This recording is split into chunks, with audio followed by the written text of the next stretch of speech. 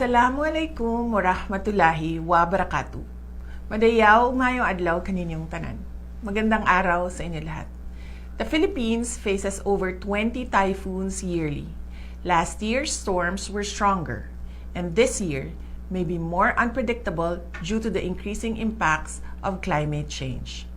Under former President Rodrigo Duterte's administration, the Philippine government shifted its approach from mere disaster awareness to actively building disaster resilience. Prioridad natin ang masigurong ang mga komunidad ay handa at kayang tumugon sa mga kalamidad upang maiwasan ang pagkawala ng buhay at malawakang pinsala sa mga ari-arian.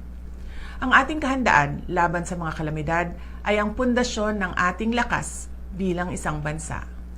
Magtatagumpay tayo kung tutulong tayo sa pagsiguro na ang bawat pamilya sa ating mga komunidad ay may sapat na kaalaman hinggil sa mga sakuna. Kabilang na dito ang kaalaman sa tama at ligtas na paglikas o evacuation.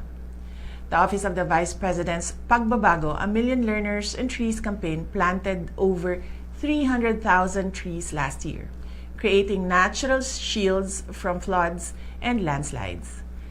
This National Disaster Resilience Month, I call on every Filipino to become proactive stewards of their communities, plant trees, and join our organized cleanup drives.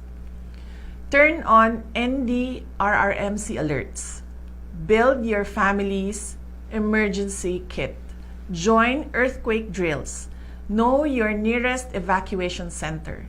Share awareness posts. Your stories could save lives and inspire others to prepare.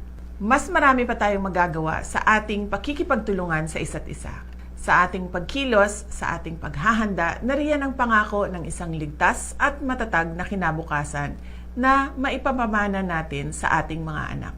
Mahalin natin ang Pilipinas para sa Diyos, sa bayan, at sa pamilyang Pilipino. Syukran.